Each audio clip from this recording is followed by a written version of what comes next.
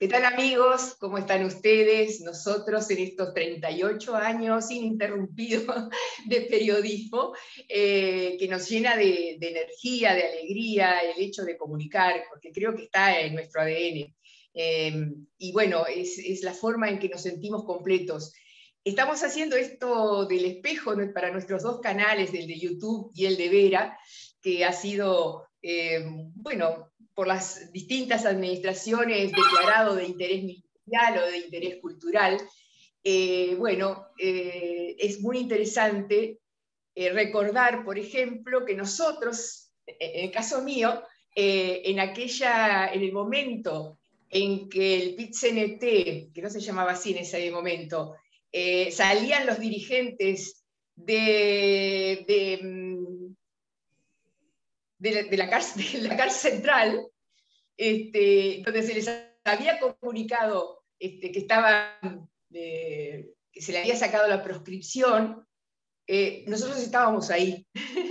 Entonces fuimos de los primeros en saber esa noticia. Estamos desde el inicio mismo de todo esto. Por eso yo estoy con muchísimo gusto entrevistando hoy a quien ha sido una figura por demás pública en los últimos tiempos, pero además muy bien valorada por todas las fuerzas que integran el Frente Amplio como para poder ocupar en algún momento la presidencia de esa fuerza política. Estoy hablando con Fernando Pereira. Bienvenido.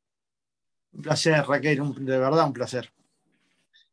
Bueno, aquí estamos desde esa época. Estamos. Yo era muy Son joven, muchos pero años. vos también, sí, claro.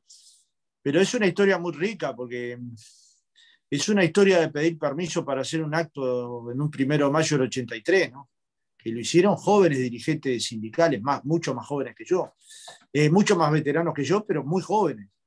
Richard Rick, Juan Pedro Siganda, Andrés Toriani, bueno, muchos dirigentes de la época que tuvieron la valentía de convocar el primer acto masivo, un 1 de mayo de 1983. Y desde ahí para acá hemos estado ininterrumpidamente presentes con nuestros aciertos y con nuestros errores en todos los asuntos nacionales y en todo aquello que conmueve a la clase trabajadora. Así que, sin duda, que haber seguido toda esta historia es una historia muy rica para vos, para mí, pero para cualquiera que tenga simplemente buena voluntad de entender el papel que juegan los trabajadores organizados dentro de una sociedad, con sus errores y sus aciertos, ¿no? Pensar que todos tenemos la verdad bajo el brazo, a veces es un defecto casi capital, ¿no?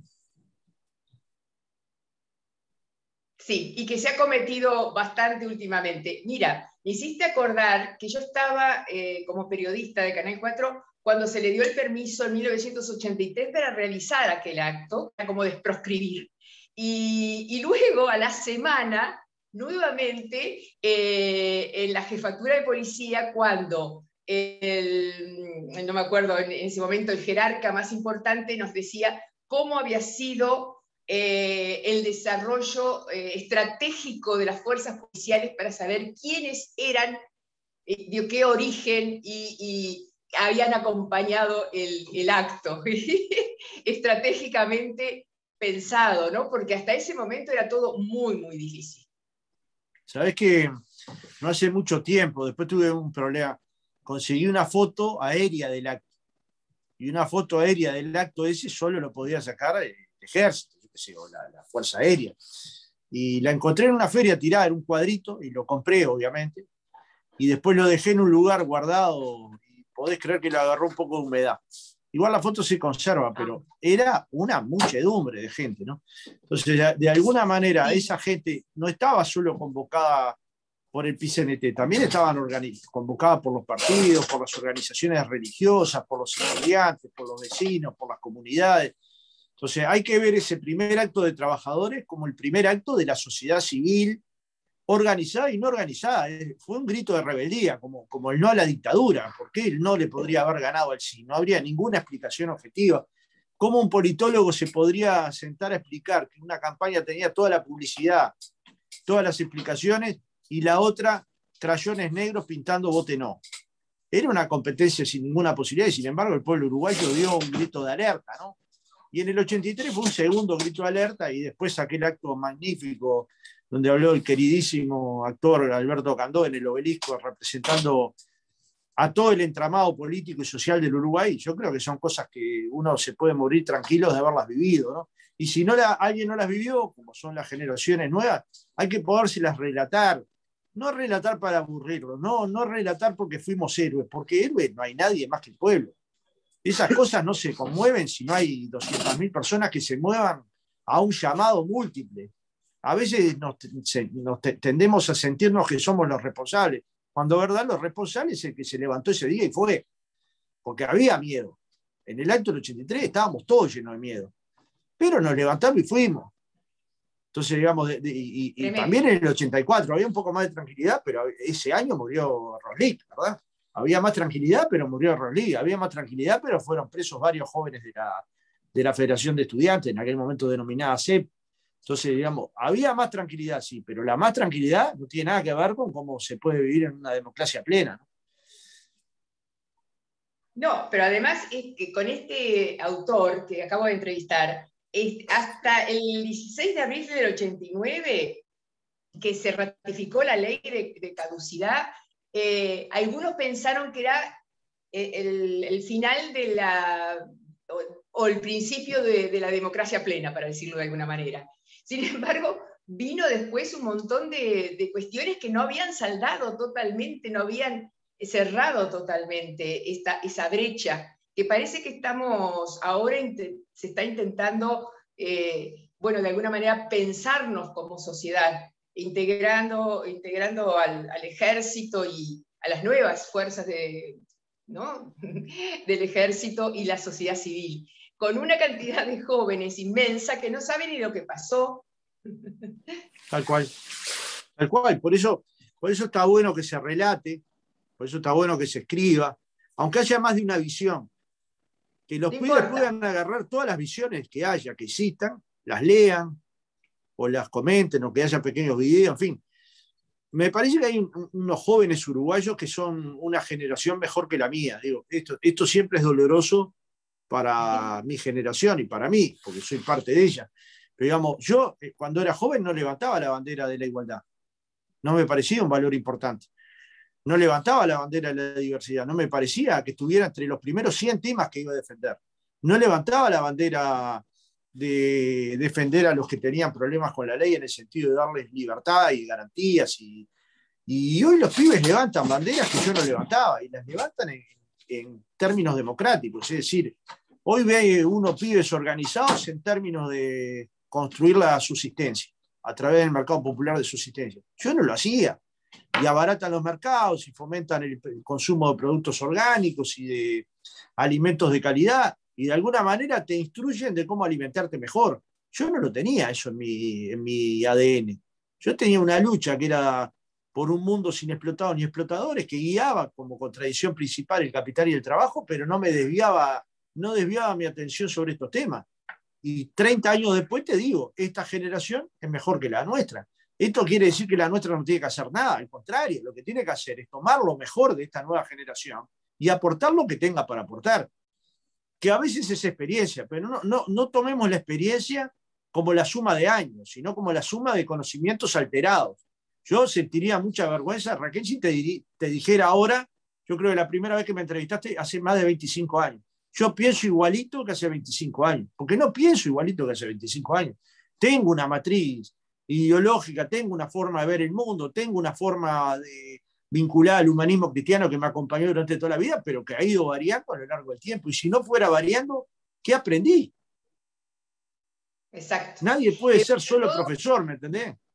claro, a esta altura tal vez lo que nos corresponde dentro de la sabiduría que nos dan los años y las experiencias es saber escuchar para poder entonces coordinar esas decisiones en conjunto, que es una de las cosas que empezábamos al comienzo, que se pecó muchísimo de soberbia, olvidando a la gente de a pie. Y en los momentos, ahí se va alguien, y en los momentos que realmente se necesitó, fue la gente la que salió afuera.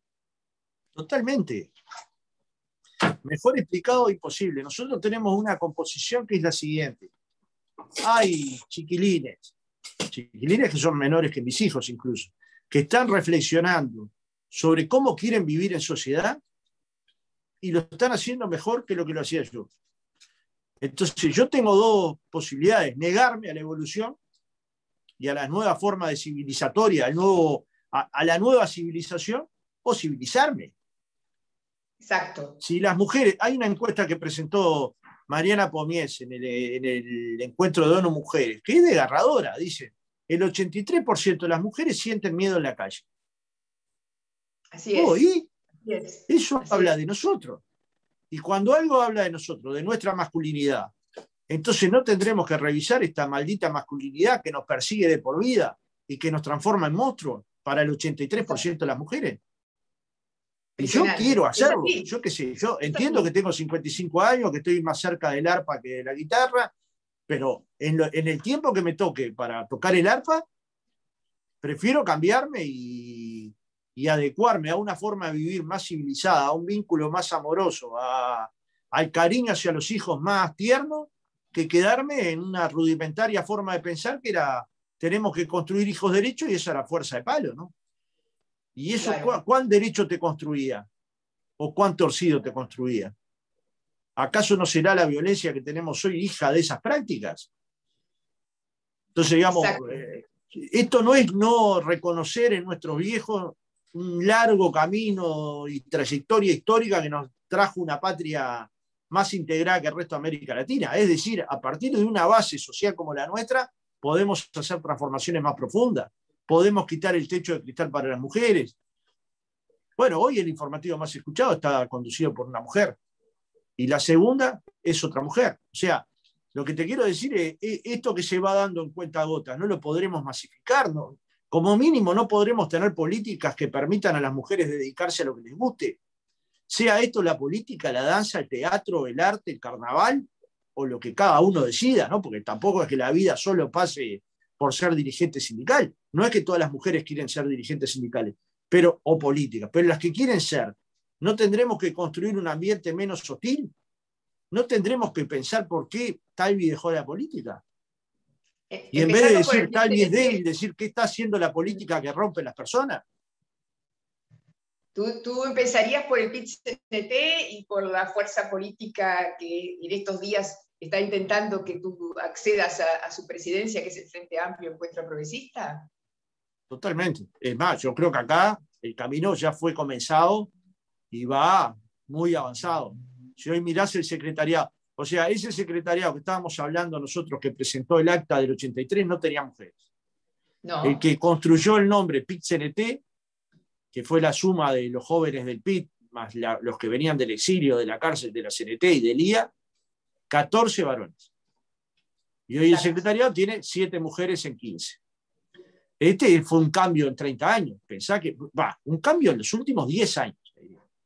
Y si quiero ser más preciso, un cambio en los últimos 3 años. Entonces, este cambio se puede profundizar, sí, siempre y cuando demos las condiciones.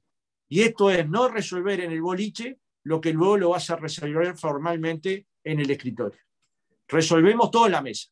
Y si es en un bar, no importa, pero estamos todos en el mismo bar. El bar deja de ser el club de Toby. No importa el lugar físico, importa cómo construís la decisión. Y si la decisión la construimos entre todos, siempre va a ser más poderosa.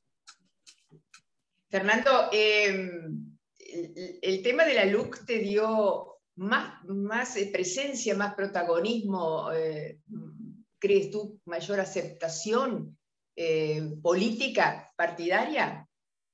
Sí, no fue buscado, ¿no?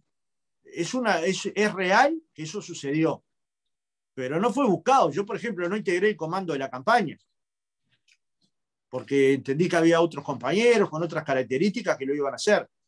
No integré el comando interno del PIT-CNT de la campaña. Yo lo que hice, agarré una tablita, tal cual la agarraban todos los dirigentes sindicales y salía junto a firmas. Y eso la gente lo vio como un cierto liderazgo en la recolección de firmas, pero no fue algo buscado. Si eso luego se traduce en estímulos a los militantes para que salieran a buscar firmas, yo creo que pasó, pero pasó sin proponérmelo. No es que tenía un plan tan perfecto que luego de la... Primero, la mayoría de los militantes creían que no se llegaba. Los que no eran militantes, eran cientistas sociales y analizaban las encuestas, nos aseguraban que no se llegaban. O sea que yo estaba saliendo detrás de una derrota casi segura, con un optimismo que es el mismo que tuve en el 80, pero lo tuve en el 80 muy inconscientemente. Y acá también. Mi compañera de vida, con quien vivo, me decía, y Fernando, vamos a llegar. Mirá, la única manera de saber es si salimos. Si no salimos, si nos quedamos en casa, seguro que no. Si hay un vientito o mucho calor y no salimos porque sentimos calor o frío, seguro que no. Ahora, si salimos todos los días y somos miles los que salimos todos los días, seguro que sí. Y bueno, finalmente esto se terminó concretando y la gente lo vio como un avance del movimiento popular, del movimiento sindical, de la unidad de las izquierdas, ¿no? Ahora, no fue buscado. En todo caso, sí fue buscado intentar llegar al número de firmas que posibilite discutir una ley que desde mi punto de vista es pésima. Por su contenido, por dónde se coloca en el límite de las democracias. Las democracias tienen límites que todos tenemos que respetar. La próxima LUC, ¿cuántos artículos podría tener? ¿3.000? ¿2.000? ¿1.800? Entonces, tiene que haber un límite a la forma de conducir un país. Y yo creo que una ley con 476 artículos, el pueblo uruguayo le dijo, de esta manera no. Y como mínimo, hoy en las encuestas da que hay una paridad entre los que no estamos de acuerdo en que se construya la legislación de esta manera y los que están de acuerdo. Más bien la paridad es a favor de los que estamos de acuerdo en derogar la ley. Ahora hay que trabajar para construir una nueva mayoría. Y trabajar para construir una nueva mayoría supone hablar con todos, religiosos, de todas las religiones, hombres y mujeres que tienen pequeñas agrupaciones en los partidos tradicionales, hombres y mujeres profesionales, académicos, científicos, hombres del deporte, de la cultura, del periodismo, de la comunicación, para construir no un sector político, una mayoría específica, que no tiene correlato luego con una elección nacional, que tiene correlato con una elección sobre una ley, que pretendemos derogarle los peores 135 artículos. Si estamos en condiciones de entender que este es el proceso que tenemos que desarrollar, la mayoría se va a construir. Ahora, si eso después se quiere leer como que es una victoria de un partido sobre otro, es un error garrafal. En las dos direcciones, perdiendo o ganando. Entonces, insisto, no hay una elección a mitad de periodo, aunque muchos lo quieran ver así. No hay una evaluación del gobierno, aunque muchos lo quisieran ver así. Lo que hay es una evaluación de una forma de legislar y de un contenido que desde nuestro punto de vista es regresivo. Por ejemplo, construye una ley de alquileres para quienes van a alquilar sin garantía, que los sacan de las casas en pocos días. Esto supone, como dice el doctor Sereta, transformar la vivienda, en vez de un alquiler, en un refugio o en un campamento. ¿Vos querés que tus hijos vivan en un campamento, en un refugio? Yo no. Mis hijos son todos grandes, porque lo que estábamos contando, Raquel. Sí. Si estábamos en el 83 ahí, nuestros hijos son grandes. Imagínate, nuestros hijos qué edad tienen. Y precioso. Pero nosotros no quisimos para nuestros hijos eso. Procuramos que entendieran que un hogar es mucho más que 4 paredes. Es un olor a una comida, es una conversación, es conversar sobre un libro, es mirar una película, es polemizar es ser irónico en los chistes, es construir comunidad adentro del hogar. ¿Y eso quién lo puede construir si en 7 días te pueden sacar de tu casa? Tremendo. Entonces, hay temas de fondo. Cuando te dicen derogan el Consejo de Educación Primaria, es que derogan 100 años de historia de la educación primaria, que funcionaba con 3 integrantes que tuvieran como mínimo 10 años de trayectoria en la profesión docente. ¿Y por qué minimizar eso a una persona? ¿En función de qué herramientas? ¿Por qué sacar al delegado de los maestros electo por la totalidad de los maestros? Nadie lo puede explicar. Y cuando vas a la seguridad, donde ellos se creen fuertes, fueron cuestionados por el doctor Germán Aller, por la Fiscalía General de la Nación, por el Instituto de Derecho Penal. O sea, lo que sería el GACH en materia de seguridad pública, los cuestionó duramente. Hay que ver lo que son las actas del Parlamento en el momento que se trató en diputados y senadores. Entonces no es una necedad, no es marcar, como dice el doctor Sanguinetti, muy hábil en esto, un problema de desestabilizar la conducción del gobierno. Muy por el contrario, es darle al gobierno la oportunidad de defender una ley muy mala. Y nadie la quiere defender, porque se juntan para defenderla. Pero para encontrar un edil en el interior que quiera defender esta ley, mirá que te vas a tener que trillar. Porque también la gente vive en contacto con estos problemas. No es que el Uruguay se corta en 2, los que votan al Frente Amplio y los que votan a los partidos tradicionales. El Uruguay se corta en 80. Gente que un periodo vota a un partido, en el otro vota a otro. Y además hay sensibilidades que se parecen mucho entre el wilsonismo el vallismo y buena parte del Frente Amplio, hay sensibilidades que no tienen nada que ver con el voto, tienen que ver con el valor que le dan al Estado en la participación de la vida de las personas. Entonces, finalmente el referéndum va a ser entre los que le damos mucho valor al Estado en la participación activa de atender las situaciones de pobreza, de desigualdad, de un Estado que cumpla con las expectativas de los más débiles, y quienes quieren que el Estado sea lo mínimo. Este es el verdadero debate. No es un debate electoral, es un debate de ideas. El 15 hay una movilización. ¿Con qué motivo? Bueno, viste, ahí va a haber una gran movilización. Yo creo que la más importante efectivamente en los últimos 10 años. Porque se juntan un conjunto de molestia, de desconformidades que tienen que ver con muchos aspectos. Uno es el trabajo. En el año de la pandemia se perdieron 55.000 puestos de trabajo. Y esto produjo sufrimientos enormes. En algún momento de la pandemia hubo 200.000 personas en el seguro de paro cobrando la mitad. Los trabajadores perdieron 18 jornales en un año. Es decir, las maestras hoy van a trabajar los mismos días que el año pasado, pero van a cobrar 18 jornales menos. Y las auxiliares de comedor, las que le cocinan a decenas de miles de alumnos, pero solo se acuerdan de ellas cuando hay un paro para ver si van a ser guardia gremial o no. No hoy que están cocinando para decenas de miles de alumnos. Entonces, de alguna manera, la gente no está dispuesta a seguir perdiendo. Los trabajadores privados perdieron 12 jornales. El puerto se le dio a Catón Natí sin una explicación convincente. No hay informe jurídico, efectivamente, no hay informe económico, no hay un informe que diga que hubiera riesgo de que Uruguay corriera peligro sobre un posible juicio multimillonario, como se mencionó. Y bueno, si no hay, ¿por qué nos apuramos tanto a otorgar una concesión de 50 años cuando todavía quedaban 10 años por laudar? ¿Por qué no se hicieron reuniones multipartidarias con otros sectores del puerto? Entonces, ¿por qué los colonos se están movilizando? ¿Porque son torpes? No, porque entienden que se les está sacando la posibilidad de colonizarse a través de la LUC y a través de la baja del presupuesto en la compra de tierra. Entonces se juntan una cantidad de descontentos, no solo de los trabajadores, sino de los productores pequeños, de los comerciantes pequeños, de los jubilados que ven cómo bajan sus ingresos porque ellos ajustan de acuerdo a cómo le va a los trabajadores, y eso genera una movilización democrática y popular. Es decir, pacífica, democrática y popular. Lo mejor que le puede pasar a un país, que sus expresiones se den en el campo de las ideas y pacíficas, ¿no? O sea que sí que va a haber una gran movilización. Yo estoy convencido que va a ser de miles y miles, no porque sea un lector profundo de la carta astral, porque eso se dedica a Ana Clara y más o menos le va bien, porque ya sé que van a venir más de 150 ómnibus del interior. Y uno espera que en Montevideo la movilización sea de varias decenas de miles. O sea que puedo asegurarte que Avenida Libertador va a estar repleta, de cabo a rabo, repleta de trabajadores y trabajadoras, de colonos y colonas, de productores, de comerciantes, de gente que entiende que esta movilización vale la pena hacerla. Bien. Esto marcará un camino, ¿no? Y tú no estás todavía decidido a pensar en la presidencia del Frente Amplio, perdón. No, marca un camino, sí. Yo voy a ser presidente del PIT-CNT como mínimo hasta el 25 de septiembre. Y en el caso que es el día que el plenario del Frente Amplio nomina candidatos. Y en el caso que me nomine, ese día voy a pedir licencia hasta el día 5 de noviembre, donde voy a terminar mi mandato como presidente del PIT-CNT.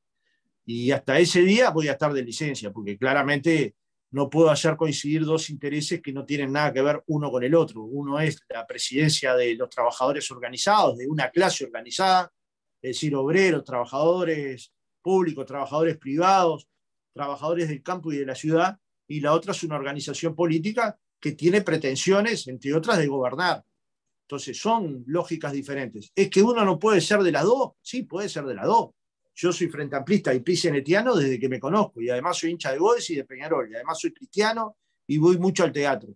Todas esas características yo no las hago desaparecer nunca, no es que llego a mi casa y me saco una campera y digo, a partir de ahora soy el... Pero claramente la presidencia de una organización como esta no es compatible con ser candidato a la presidencia de otra organización muy importante en el Uruguay, pero que no tienen que ver. Entonces, claro que tengo que tomar esta decisión antes del 25 de septiembre. Estoy meditando profundamente y haciendo el duelo de cualquiera que piense en irse de un lugar. Entonces, no te olvides que son 30 años en el mismo lugar. Y en el caso de la FUN, 35 años en el mismo lugar. Y en el caso de AFUPRIN, lo mismo. Y eso supone dolores, explicaciones internas, diálogos con la familia, diálogos con uno mismo. Y bueno, alguna lágrima se me ha caído. Y sí, los cambios requieren eso, ¿no? Y sumen un montón de sentimientos que se mueven, pero bueno, pur se mueve, decían digamos, los Galileo Galilei, ¿no? Las cosas se mueven. ¿Cómo ves el hecho de que muchos menos trabajadores estén agremiados al PIT-CNT en estos 2 últimos años? No son muchos, ¿eh? ¿No? La caída fue de 400.000 a 370.000. Y esto, pensando en los puestos de trabajo que se cayeron, no hay que ser muy original. Se caen puestos de trabajo, se cae afiliación sindical. Entonces, de alguna manera, la construcción de la afiliación tiene que ver con el trabajo que haya. Naturalmente, es muy importante que se construya la mayor afiliación posible, pero esto va a depender siempre de cuánto trabajo hay en Uruguay.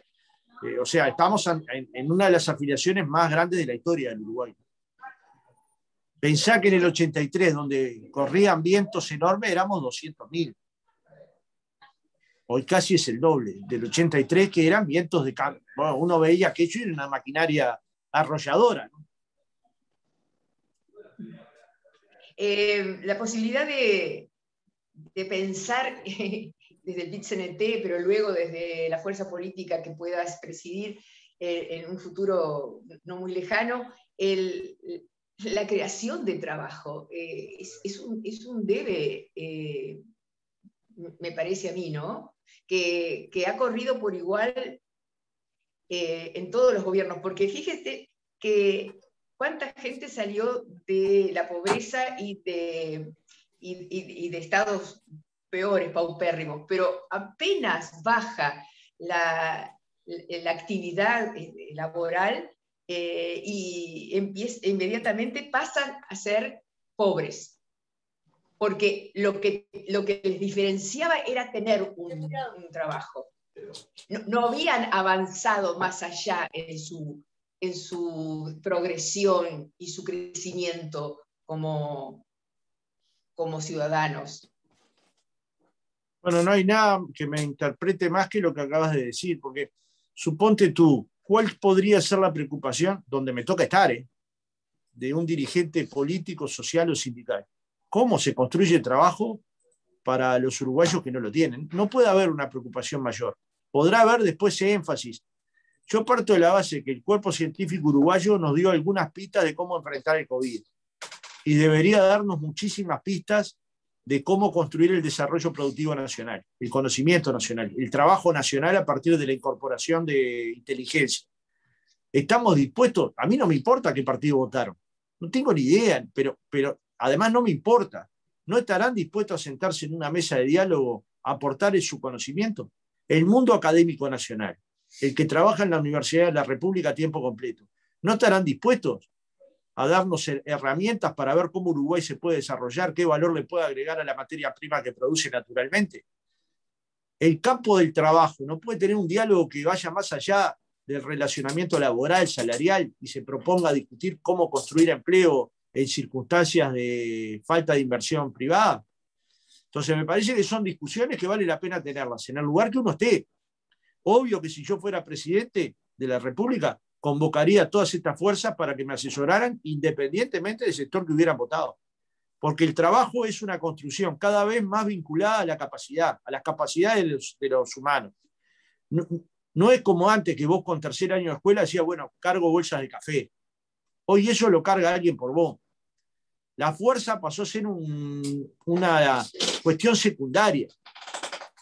Yo me cuento acá que cargaba en cada brazo un bidón de 40 litros de agua y entraba jugando con los bidones. Hoy eso es una locura hacerlo, desde el punto de vista físico. Bueno, además quiero aclarar que ahora no podría.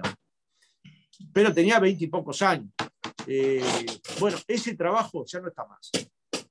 Está el que yo hacía, por ejemplo, hacer joyería. artesanal. Ese trabajo está, esa inteligencia está. Uruguay produce piezas de calidad. Bueno, ¿tenemos los suficientes joyeros para esas piezas de calidad? ¿Tenemos las suficientes personas preparadas para ir a cubrir los puestos de trabajo que va a construir la industria del software?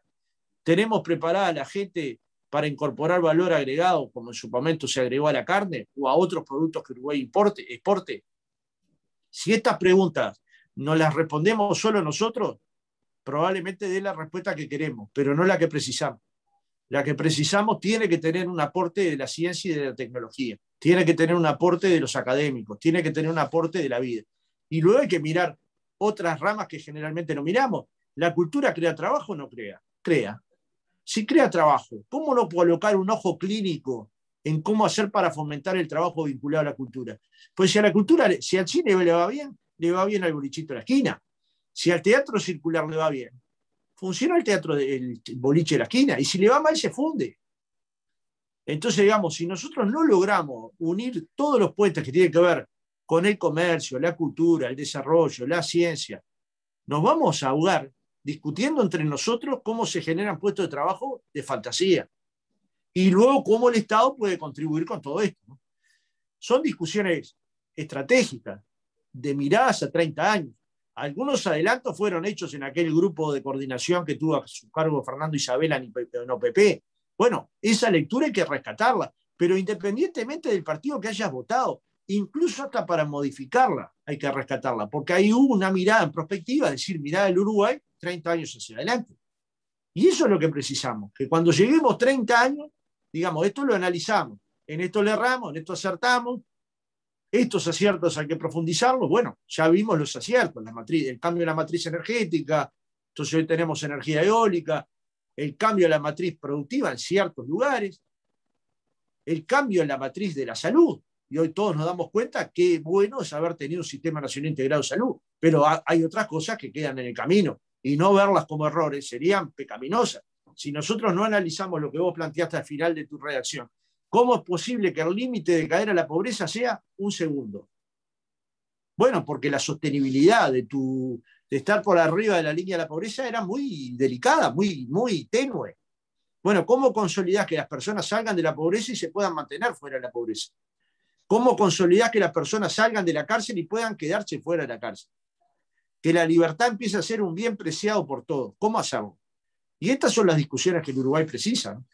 Que entiendo que no es la discusión que yo puedo dar si dirijo al movimiento sindical, porque a mí acá me caen todos los días 600 problemas de despido, seguro de paro, gente que perdió el ingreso. Y a veces precisan una fórmula, Raquel, pero sabes que a veces precisan un abrazo. Y eso es lo que nadie puede perder, abrazar al compañero que tiene al lado. Abrazarlo cuando lo precisa, cuando lo requiere, porque del desamor no se vuelve, ¿viste? De la pobreza se vuelve, del desamor no se vuelve. ¿Y cómo nos está afectando a la matriz social los temas como el suicidio, que viene a ser como el resumen de la angustia de aquel que no se siente ni valorado, ni mirado, ni abrazado, ni sostenido, ni escuchado? Es así, Raquel, porque si finalmente todo lo medimos en cómo nos va en la vida en términos económicos, en términos de ascenso social, y bueno, cualquiera se puede sentir frustrado porque no toca bien la guitarra o el piano, o porque no tiene los rendimientos en matemáticas que sus padres aspiran, o porque no están haciendo la carrera que ellos quieren. Yo conocí a una persona, no lo nombro simplemente, no porque él no creo que no quiera que lo nombre, sino porque no sé si le interesa y como no sé, prefiero no nombrarlo. Tenía un salario de 200.000 pesos, Raquel, y renunció al trabajo para hacer una gira por América Latina. Entonces vino acá a hablar conmigo. Y yo le dije, bueno, pero tenés que evaluarlo. Bueno, a mí me salió el 55 años, ¿no? ¿Qué me va a salir? Tenés que evaluarlo, pues fíjate, un ingreso de este tipo, es muy difícil luego conseguirlo. Sí, pero a esta edad, conseguirla de nuevo, me dijo el tipo, es imposible. Así es. ¿No? Entonces, si no sos capaz de... Y ahí lo abracé y le dije, tenés razón, loco. Y ahora el pibe volvió, por supuesto, volvió a conseguir un empleo, fue feliz. Entonces, ¿quién tenía la razón? El conservador, que le decía, quédate acá, seguro, con tu ingreso, o el tipo que estaba buscando un reto de felicidad, porque de última, la ética mínima es buscar la felicidad, la mínima. A eso vinimos. A eso Exacto. vinimos. Yo te agradezco muchísimo y te emplazo, te conmino, dijera,